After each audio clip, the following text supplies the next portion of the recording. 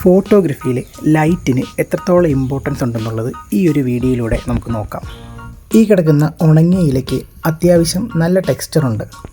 Natural ലൈറ്റിൽ എത്രത്തോളം ആ ടെക്സ്ചർ എലിവേറ്റ് ആവുന്നുണ്ടെന്നുള്ളത് നോക്കാം. സ്റ്റോക്ക് ക്യാമറ ആപ്ലിക്കേഷനിൽ തന്നെ ഷൂട്ട് ചെയ്യാം. പ്രോ മോഡ് യൂസ് ചെയ്യുന്നില്ല.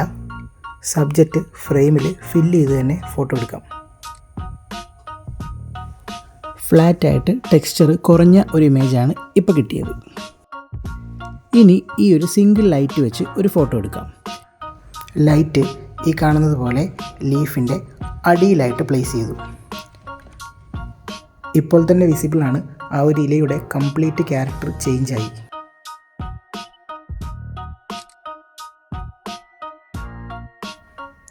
ഈ ഒരു ഇമേജിനാണെങ്കിലോ കളറും കോൺട്രാസ്റ്റും ടെക്സ്ചറും ഡീറ്റെയിലും എല്ലാം കൂടുതലാണ്. സെയിം സബ്ജക്റ്റിൽ തന്നെ ഇങ്ങനെ ഒരു മേജർ ഡിഫറൻസ് വരാനുള്ള കാരണം ലൈറ്റിങ്ങിൻ്റെ ചേഞ്ചാണ്. ഈ ബിഫോർ ആൻഡ് ആഫ്റ്ററിൽ നമുക്കത് വളരെ വ്യക്തമായി കാണാൻ സാധിക്കും.